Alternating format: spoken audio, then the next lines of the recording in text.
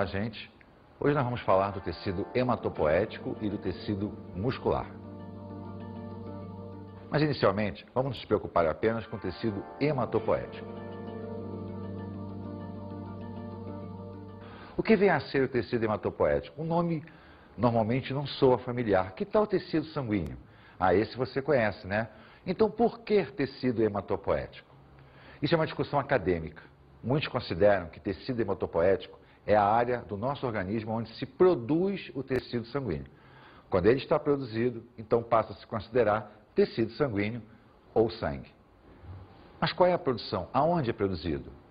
Nós temos determinadas regiões da estrutura óssea, chamada de medula óssea vermelha. Você já escutou falar, lembra do transplante de medula? Que é todo mundo acha que, meu Deus, falou em transplante de medula, as pessoas reportam que a medula nervosa, aquela lá da nossa coluna vertebral. Mas não é nada disso. Medula é um tecido de preenchimento.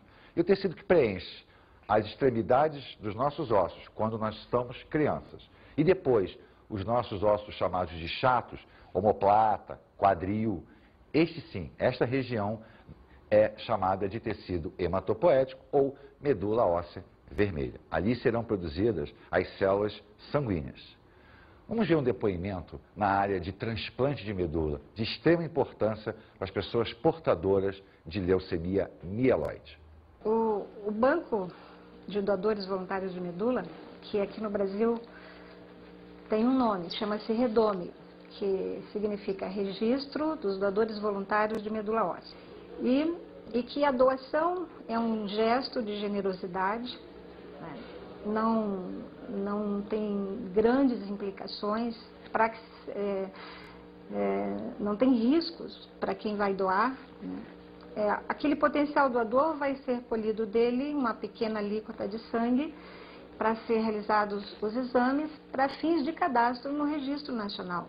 Então, criou-se esse Registro Nacional de Doadores Voluntários de Medula Óssea para que aqueles pacientes que não encontraram doador compatível na família, geralmente 30% dos pacientes só que conseguem encontrar um doador compatível na família. 70% resta a alternativa de buscar um registro de doadores voluntários.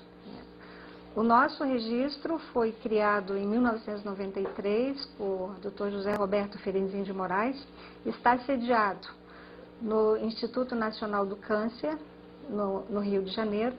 A pessoa que deseja se cadastrar como potencial doador voluntário vai até um hemocentro, manifesta a sua intenção de se cadastrar como doador voluntário de medula óssea e dessa pessoa então vai ser colhido uma alíquota pequena de sangue para que seja feita a tipagem sanguínea, né, para fins de cadastro no registro. No futuro, se esse doador for compatível com algum paciente que está numa lista de espera, ele vai ser novamente contactado e vai ser informado, olha, nesse primeiro nível de análise, você foi compatível com o paciente.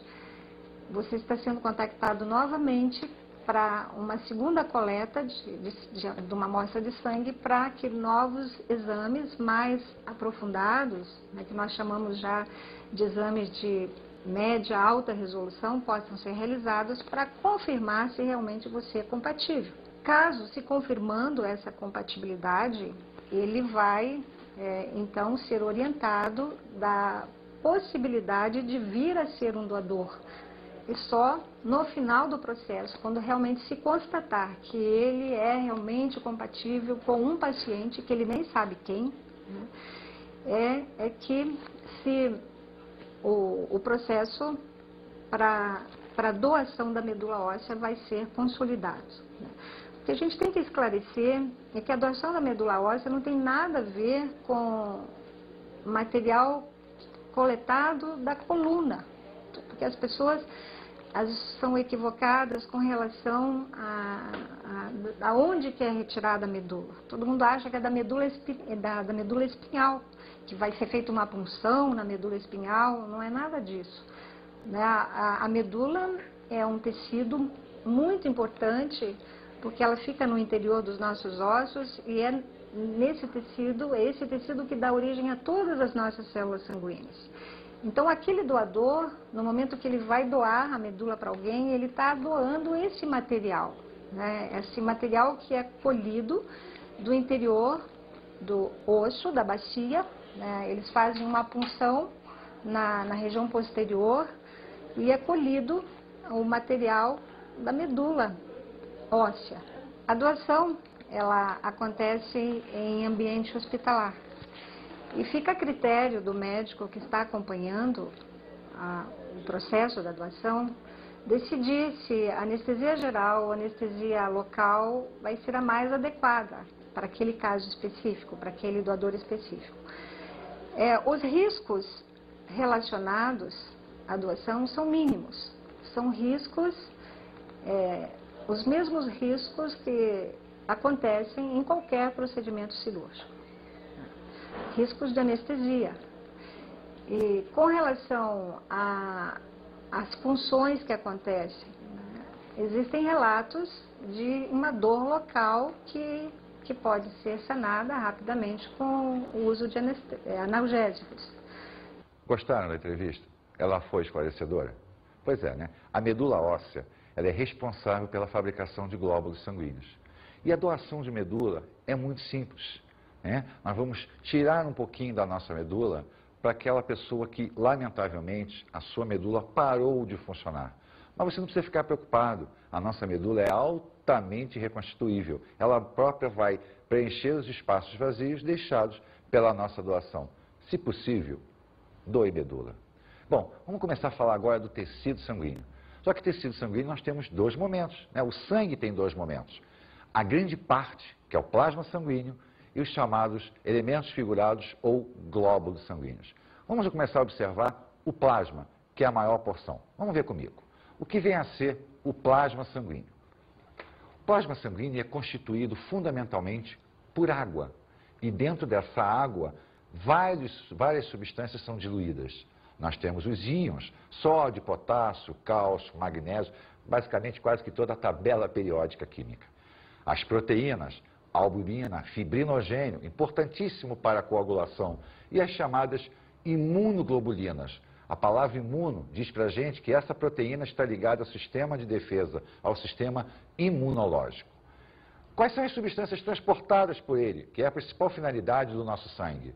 Os nutrientes, glicose, aminoácidos, lipídios, vitaminas, sais minerais, todos provenientes da nossa alimentação. Digerimos e absorvemos através do transporte para a corrente sanguínea. Mas também transporta resíduos do processo metabólico. Nós absorvemos os nutrientes, metabolizamos esses nutrientes e transferimos os resíduos para a corrente sanguínea, para que eles possam ser eliminados. Os gases respiratórios, o sistema vai transportar aquilo que nós inspiramos e expiramos, gás carbônico e o oxigênio. E os nossos hormônios, fabricados pelo nosso sistema endócrino. As nossas glândulas fabricam, descarregam na corrente sanguínea e ela se encarrega então de espalhar por corpo todo. O plasma, então, constitui o grande volume do nosso sangue. Porém, dentro dele, existe o que nós chamamos de elementos figurados ou glóbulos sanguíneos. Por que nós não chamamos de células sanguíneas? Por que seria incorreto nós nos referirmos ao conjunto todo como células sanguíneas? Porque, observemos, existem 3 elementos figurados básicos: as hemácias, os leucócitos e as plaquetas. Hemácias e leucócitos são células na concepção total da palavra. Plaqueta são fragmentos celulares, são pedacinhos de uma grande célula que não existe mais. Por isso, é incorreto nós dizermos células como um conjunto completo, e sim células como elementos figurados, porque justamente as plaquetas são resíduos de uma grande célula que nesse momento não existe mais. Vamos olhar agora cada uma delas. As hemácias. As hemácias são células anucleadas, quer dizer, não tem núcleo, bicôncavas, apresentam uma concavidade, uma depressão central delas. E são as responsáveis pelo transporte dos gases respiratórios, gás carbônico e oxigênio. O quantitativo de hemácias na nossa corrente sanguínea é um negócio assim astronômico. Está na casa de 4 milhões a 6 milhões de hemácias por milímetro cúbico de sangue. Significa que se você tivesse um cubinho com 1 milímetro de aresta, caberiam ali dentro em torno de 6 milhões de hemácias. E esse quantitativo, ele é baseado no nível do mar. Isso quer dizer que à medida que nós subimos, à medida que nós vamos para uma região mais alta, esse quantitativo de hemácias tende a aumentar. Por quê? Porque à medida que nós subimos, a quantidade de oxigênio diminui. Então elas têm que ser responsáveis pelo transporte dele. Como fazê-lo? Aumentando a quantidade.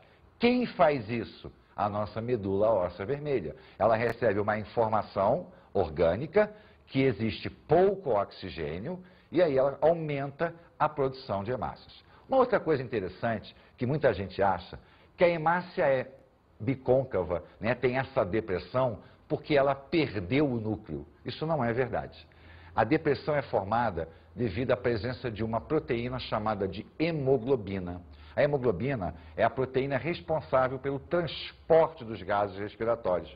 E é justamente a arrumação da hemoglobina dentro da hemácia que provoca essa concavidade natural dela, e não a perda do núcleo. Mas lembre-se que a hemácia não nasceu sem núcleo. No início da sua formação, lá na medula óssea, ela tinha núcleo. Por quê? Ela tem que ter núcleo para poder sintetizar a hemoglobina.